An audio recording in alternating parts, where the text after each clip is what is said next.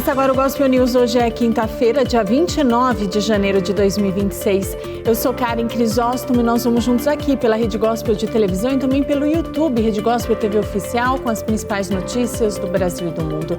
Vamos aos destaques de hoje. Tarcísio de Freitas visita Jair Bolsonaro e transmite carinho do povo brasileiro ao ex-presidente. Nova pesquisa aponta empate técnico entre petista e nomes da direita em eventual segundo turno da eleição presidencial. Preço do ouro volta a subir e ajuda na queda do dólar no Brasil. Irã integra milhares de drones ao arsenal militar em meio às ameaças de Donald Trump. Governo de São Paulo notifica moradores de bairros nobres da capital sobre obras da nova linha do metrô. E ainda, São Paulo vence Flamengo de virada no Morumbis e Corinthians e Santos perdem na estreia do Brasileirão. Essas e outras notícias do Brasil e do mundo, agora no Gospel News.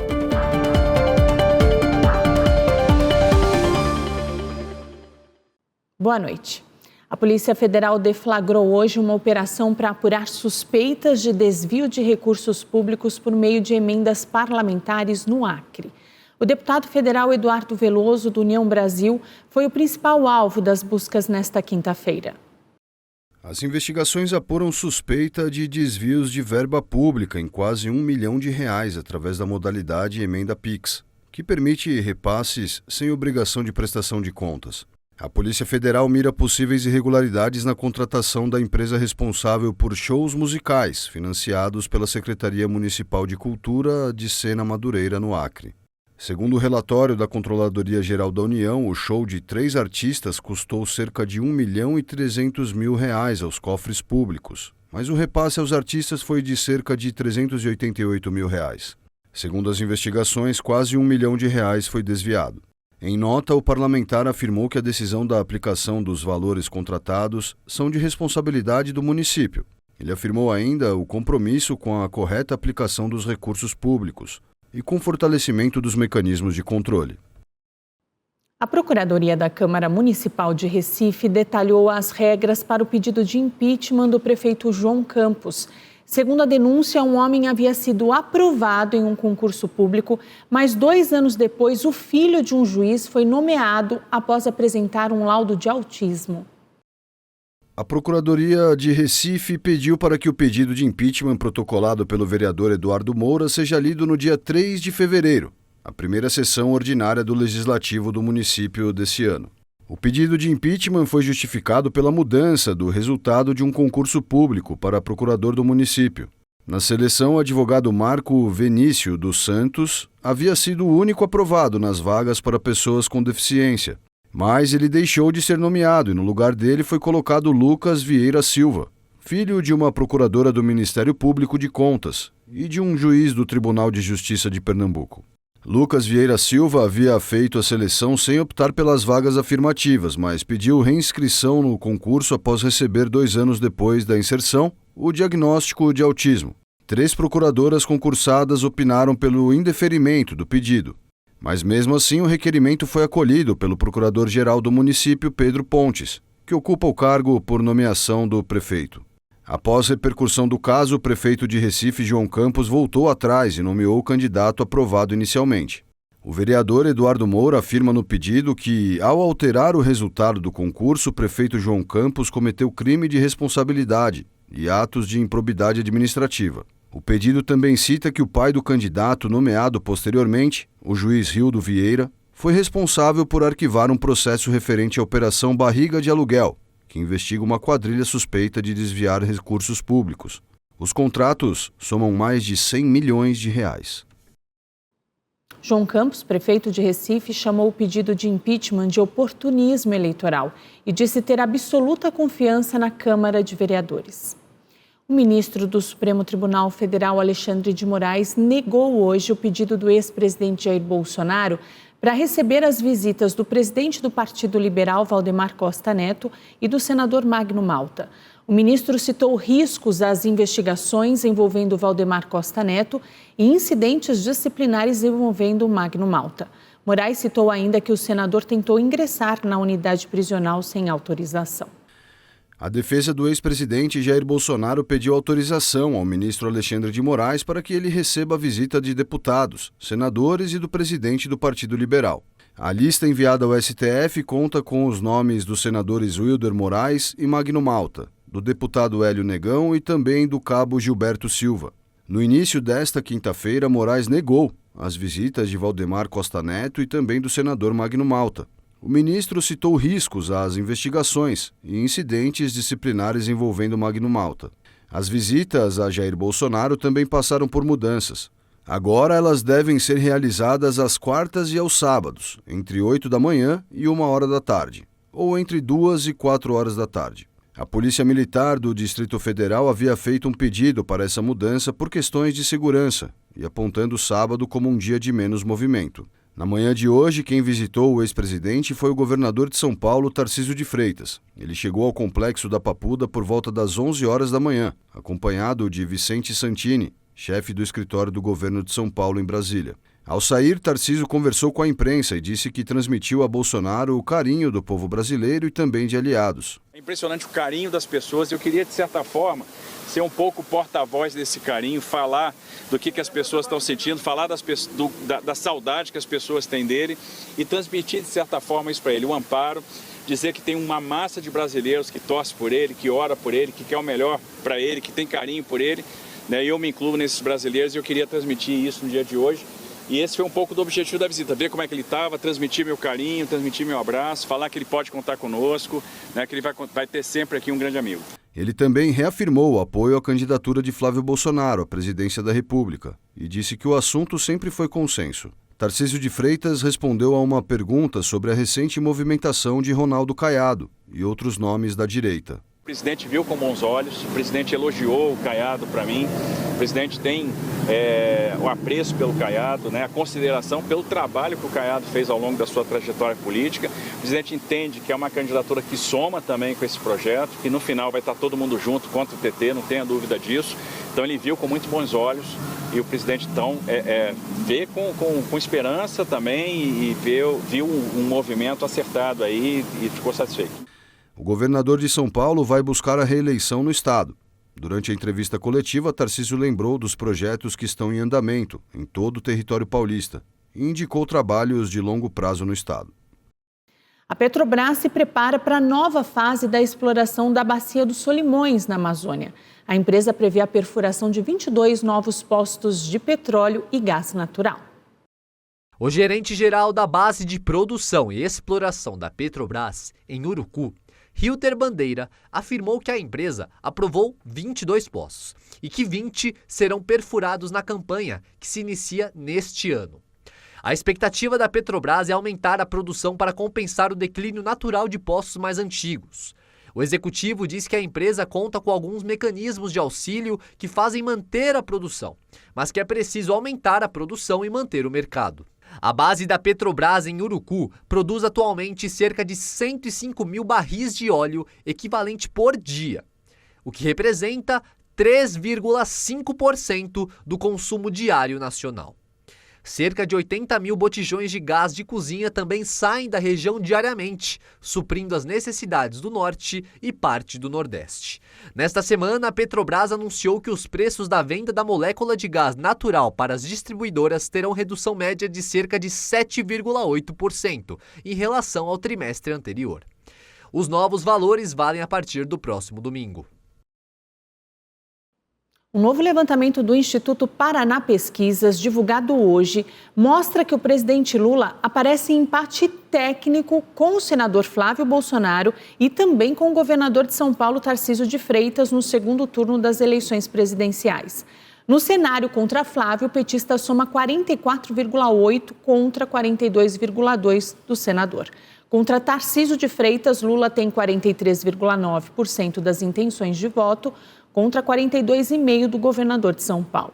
A pesquisa ouviu 2.080 pessoas entre os dias 25 e 28 de janeiro e a margem de erro é de 2,2 pontos percentuais para mais ou para menos. O Banco Central abriu uma investigação interna para apurar a condução e eventuais falhas no caso do Banco Master. O processo vai ocorrer de forma sigilosa. A abertura da sindicância foi decretada pelo presidente do Banco Central, Gabriel Galípolo, ainda em novembro, e é conduzida de forma independente. Isso porque um processo de liquidação extrajudicial é algo fora da curva e precisa ser devidamente documentado. Segundo informações, a autoria quer descobrir por que a área técnica demorou para detectar o aumento das operações de risco do Banco Master. Os chefes do Departamento de Supervisão Bancária, Bellini Santana e Paulo Sérgio Neves, foram afastados dos cargos. Gabriel Galípolo tem dito aos assessores que não está fazendo uma caça às bruxas, mas uma auditoria para evitar que não se repita o que ocorreu com o Master. Nesta semana, a Polícia Federal abriu um inquérito para investigar a atuação de influenciadores digitais no caso. As suspeitas surgiram após denúncias de propostas financeiras para criticar o Banco Central.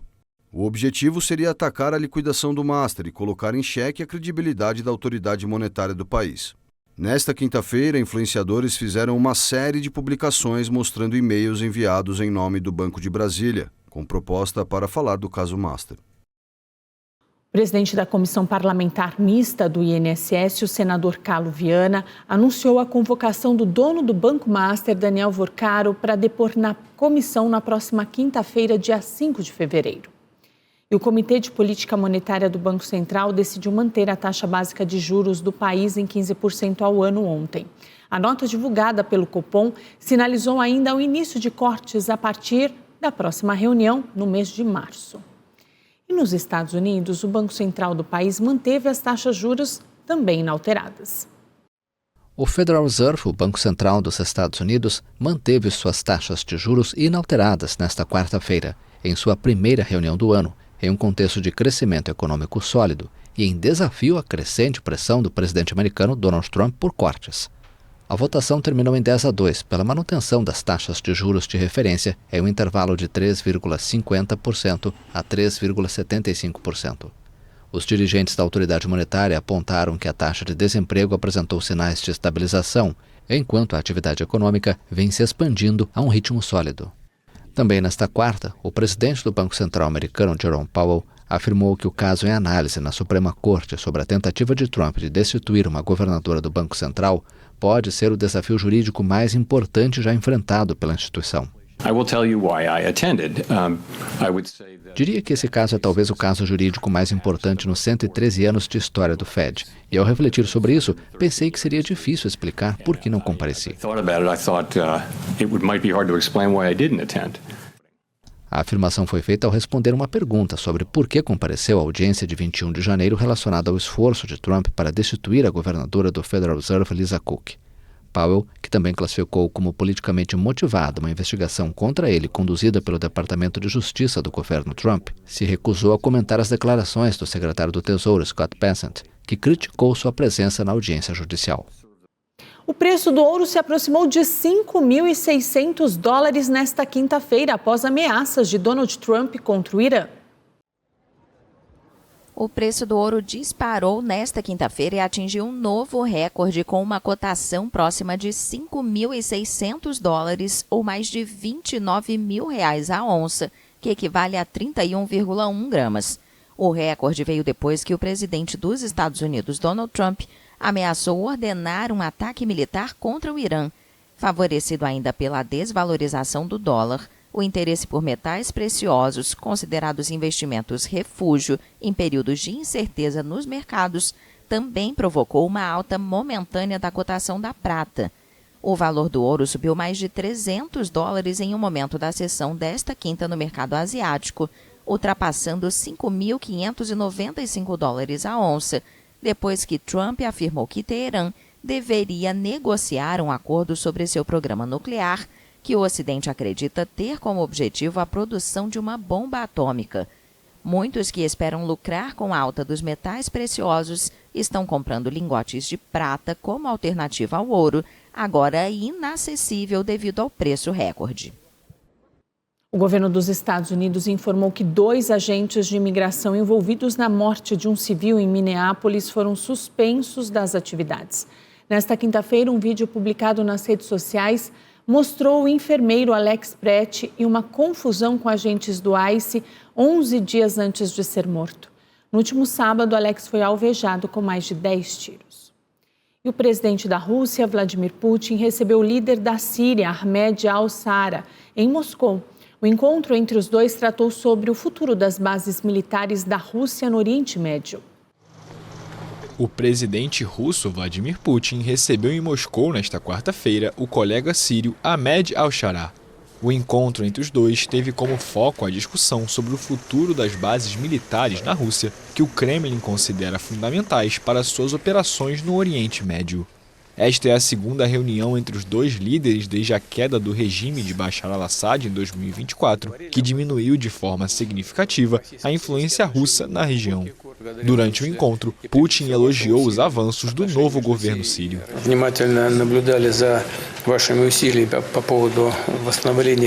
Temos acompanhado de perto seus esforços para restaurar a integridade territorial da Síria. Quero parabenizá-lo pelo processo estar ganhando impulso. Sempre defendemos a restauração da integridade territorial da Síria. Você sabe disso. E apoiamos todos os seus esforços nesse sentido.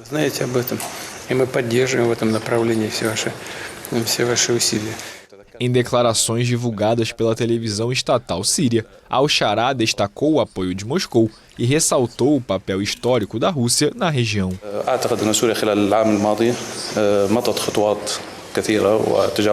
Acredito que ao longo do último ano a Síria deu muitos passos à frente e superou várias etapas e obstáculos, o mais recente sendo a unificação do território sírio. As posições da Rússia no último ano têm apoiado a unidade do território sírio e a Rússia tem um papel histórico não apenas na unidade e estabilidade da Síria, mas em toda a região.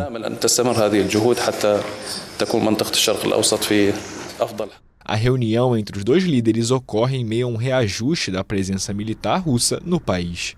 Moscou retirou nesta semana suas forças e armamentos do aeroporto de Kamishli, na região autônoma curda, localizada no nordeste da Síria.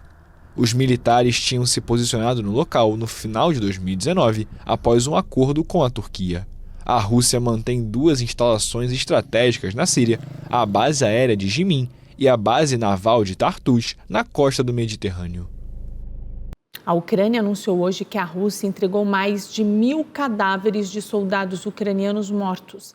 Já Moscou disse que recebeu de Kiev 38 corpos de soldados. Um balanço dessa semana mostrou que a invasão russa na Ucrânia resultou em quase 2 milhões de baixas e feridos desde 2022. Autoridades ucranianas disseram que a Rússia realizou novos ataques com drones. 3 pessoas morreram no sul do país. No próximo domingo, representantes norte-americanos, russos e ucranianos vão se reunir para discutir mais uma vez o fim do conflito na Europa.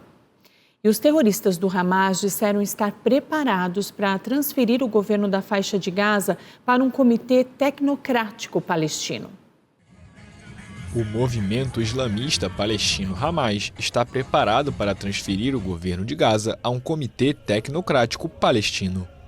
É o que afirmou o grupo para a agência France Press nesta quarta-feira, que aproveitou a ocasião para insistir na reabertura da passagem de Rafah, na fronteira com o Egito.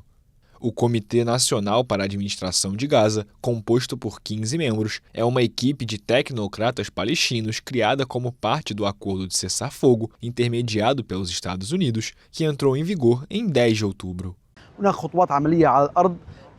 Estão sendo dados passos práticos no terreno e podemos falar de uma prontidão total de todos os ministérios e agências, incluindo o setor de segurança, para entregar todos os arquivos ao comitê independente. Resta apenas que o comitê entre na faixa de Gaza. Depois disso, a transferência irá começar. Os protocolos e arquivos estão prontos e comissões irão supervisionar o processo de entrega, para garantir a transferência completa de poder em todos os setores para o comitê. Também trabalharemos para garantir o sucesso futuro do comitê.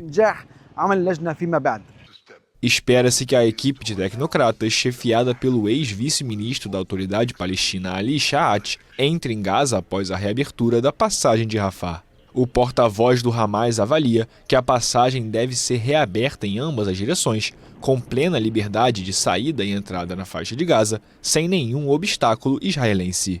O ponto de entrada está fechado desde que as forças israelenses assumiram seu controle em maio de 2024. Israel anunciou na segunda-feira uma reabertura limitada da passagem de fronteira após a recuperação do corpo de Hang Vili, último refém mantido em Gaza. O chefe das Forças Armadas do Irã disse hoje que o país integrou 1.000 novos drones ao arsenal militar. O movimento ocorre em um momento de tensão com os Estados Unidos e com a chegada de uma nova frota de navios militares americanos ao Oriente Médio. Em um pronunciamento na TV estatal iraniana, o chefe das Forças Armadas, Amir Hatami, disse que, conforme as ameaças perante nosso país, o Exército mantém e aprimora as vantagens estratégicas para um combate rápido e uma resposta esmagadora contra qualquer agressor.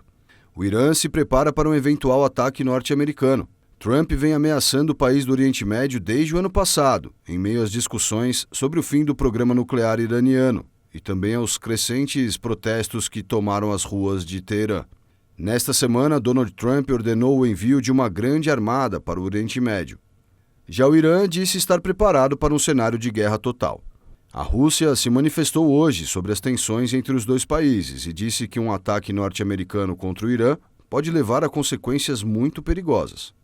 O porta-voz do Kremlin, Dmitry Peskov, pediu a moderação de ambos os lados, para que não haja uso da força. Um acidente aéreo deixou 15 mortos no nordeste da Colômbia. As autoridades informaram que entre as vítimas estão um congressista e um candidato à Câmara Baixa.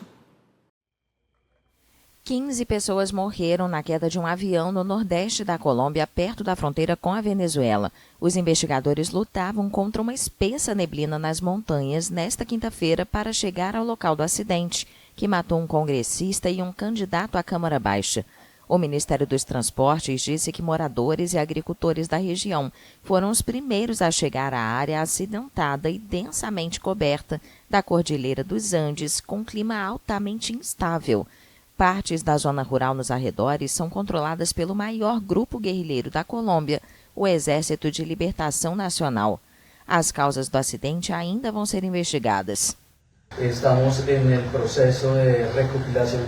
Estamos em processo de coleta de evidências e dados para realizar uma análise e poder identificar fatores que contribuíram ou obter evidências factuais para poder desenvolver uma linha de investigação a respeito da aeronave, da operação, das condições meteorológicas. Identificamos condições adversas no local do impacto.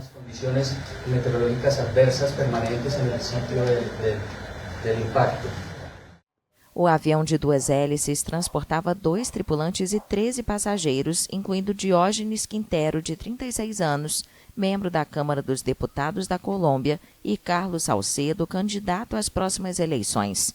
O avião decolou da cidade fronteiriça colombiana de Cúcuta e perdeu contato com o controle de tráfego aéreo pouco antes de pousar na vizinha Ocana. O voo estava programado para durar 23 minutos e era operado pela Companhia Aérea Estatal Colombiana Satena.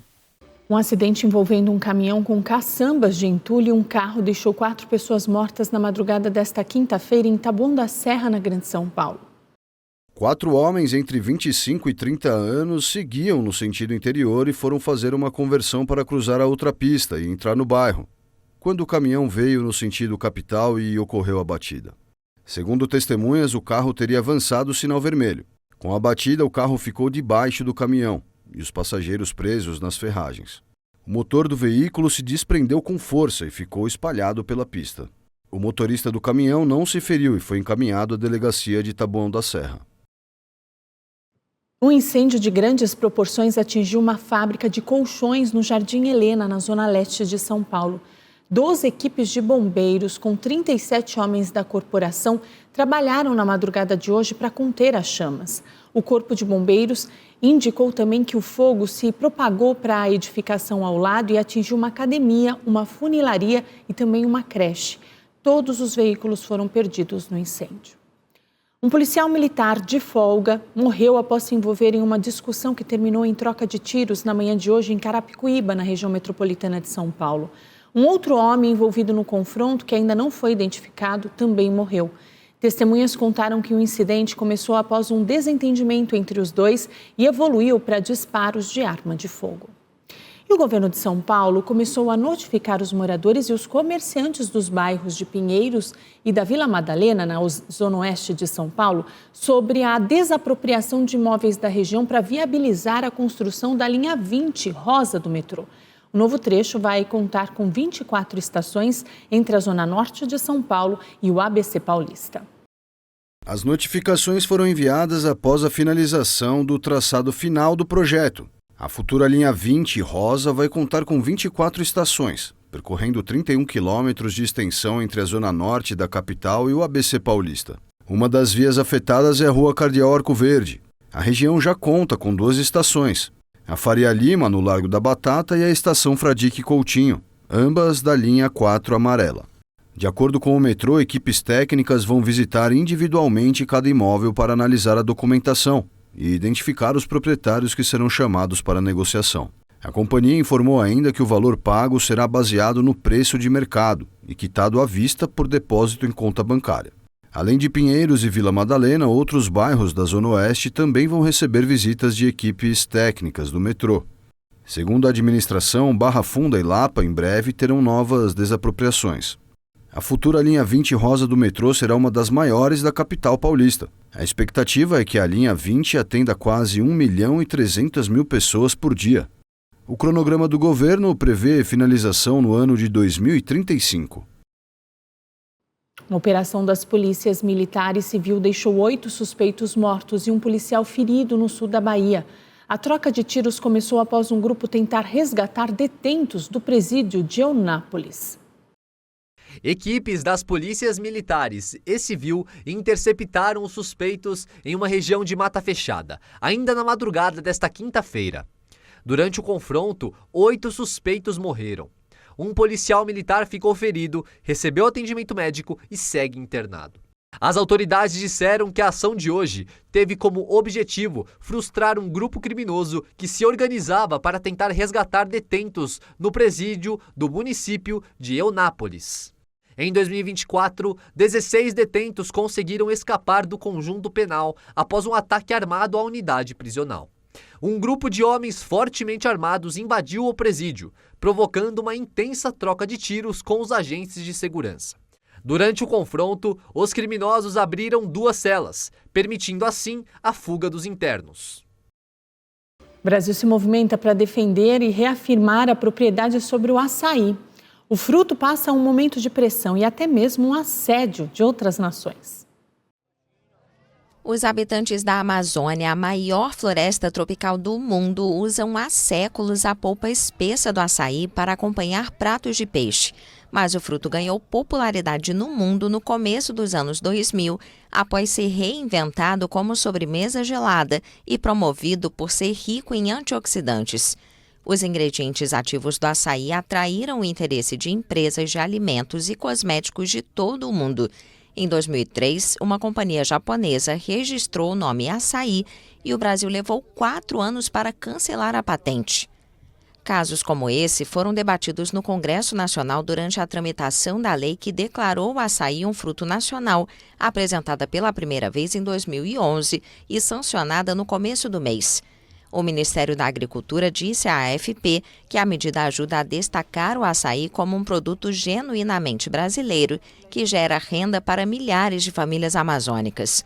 Mas especialistas apontam que a lei é em grande parte simbólica e apenas evidencia o desafio representado pelo interesse internacional crescente em uma ampla gama de frutas endêmicas da Amazônia. O Brasil se preocupa com a biopirataria, o uso de recursos genéticos por terceiros sem a permissão das comunidades que os descobriram e a divisão dos benefícios. O país é signatário do Protocolo de Nagoya, um tratado internacional de 2014 sobre a repartição dos benefícios derivados do uso dos recursos genéticos. Mas o acordo enfrenta uma grande questão.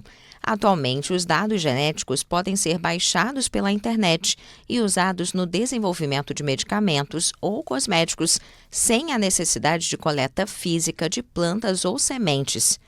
Sheila de Mello, analista de propriedade intelectual da Embrapa, defende que o Brasil deveria se concentrar em investir em pesquisa e desenvolvimento tecnológico na Amazônia para gerar riqueza localmente e não permitir que matérias-primas como a polpa de açaí sejam exportadas com frequência para países que posteriormente realizam a pesquisa necessária para a criação de produtos derivados de qualidade. A União Europeia estuda proibir o acesso de menores às redes sociais após o parlamento francês aprovar um projeto com esse objetivo. Malásia, Noruega e Nova Zelândia planejam discutir o tema. O tema ganhou força após a França decidir seguir o caminho da Austrália, que recentemente proibiu as redes sociais para os menores de 16 anos. Nesta semana, a Assembleia Nacional Francesa aprovou um projeto de lei que impede o acesso de menores de 15 anos. O texto ainda será discutido no Senado do país, mas deve ganhar ainda mais força com mais países europeus aderindo à iniciativa. A presidente da Comissão Europeia, Ursula von, tem defendido a definição de uma idade mínima para o uso das redes, mas sinalizou que pretende ouvir especialistas antes de estabelecer a abordagem definitiva a ser adotada pelo bloco. Outros países como Malásia, Noruega e Nova Zelândia também discutem a proibição. O tema ganhou força após a Comissão Europeia entender que o TikTok, Facebook e Instagram não adotam medidas suficientes para evitar danos à saúde mental dos jovens. Os reguladores demonstraram preocupação com o chamado efeito toca de coelho, no qual algoritmos passam a recomendar conteúdos cada vez mais extremos aos usuários. Astrônomos descobriram um novo planeta do tamanho da Terra que pode ser habitável para os seres humanos. Segundo os pesquisadores da Universidade do Sul de Queensland, o planeta está a cerca de 150 anos-luz da Terra e dentro da nossa Via Láctea. O astrônomo Alex Weiner, principal autor do estudo, afirmou que há cerca de 50% de chance do novo planeta ser habitável. As estimativas indicam que a temperatura máxima da superfície poderia chegar a 68 graus negativos. O mercado global de transferências no futebol alcançou um novo recorde de gastos em 2025. Foram mais de 13 bilhões de dólares movimentados. O mercado mundial de transferências no futebol estabeleceu um novo recorde de gastos em 2025, atingindo 13 bilhões e 110 milhões de dólares, ou 68 bilhões e 670 milhões de reais na cotação atual. O relatório anual Global Transfer Market, publicado nesta quarta-feira pela FIFA, aponta que este valor é 50% superior aos gastos de 2024 e 35,6% superior ao recorde anterior, estabelecido em 2023. O texto acrescenta que os clubes brasileiros foram os que negociaram o maior número de jogadores. Foram contratados 1.190 atletas e outros 1.005 foram vendidos ou emprestados. Após a queda registrada no mercado de transferências em 2024, o ano passado também registrou um número recorde de transferências internacionais, totalizando 86.158 transações. 3 clubes da Premier League, Manchester City, Liverpool e Chelsea, foram os que mais gastaram em 2025. Além disso, 11 equipes inglesas estão no top 20 dos que mais investiram na Europa, o que volta a mostrar o poderio econômico do campeonato inglês. Apesar de não poder ser comparado aos números faraônicos movimentados pelo futebol masculino, o futebol feminino teve seu progresso destacado pela FIFA. Movimentou em 2025 um total de 28 milhões e 600 mil dólares, mais de 148 milhões de reais, 80% a mais do que em 2024. O número de transferências internacionais de jogadoras cresceu 6,3%, totalizando 2.440. E ontem começou o Campeonato Brasileiro. São Paulo surpreendeu o Flamengo e venceu de virada o Morumbis. Atlético Mineiro e Palmeiras fizeram um grande jogo na Arena MRV e empataram em 2-2. Flaco Lopes abriu o placar de cabeça. No final do primeiro tempo, Vitor Hugo empatou. No segundo tempo, Kelvin fez contra e o Galo passou na frente do placar. No final da partida, Vitor Roque garantiu o empate do Verdão. A Chapecoense aplicou uma goleada em cima do Santos.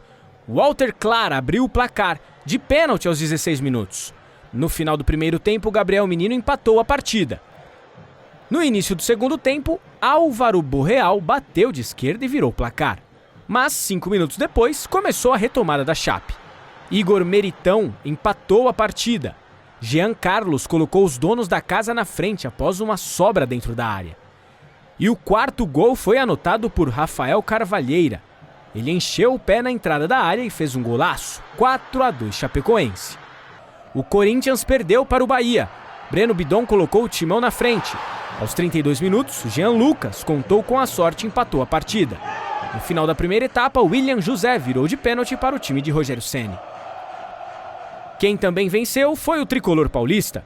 O São Paulo recebeu o Flamengo no Morumbis pressionado. E a pressão ficou ainda maior quando Gonzalo Plata abriu o placar no início do segundo tempo. Mas olha só o passe de peito que o Pedro deu. Menos de 10 minutos depois, Luciano subiu de cabeça e empatou. Na reta final da partida, a zaga flamenguista cortou mal e Danielzinho aproveitou a sobra para garantir a virada tricolor. São Paulo, 2-1. O Gospel News desta quinta-feira fica por aqui.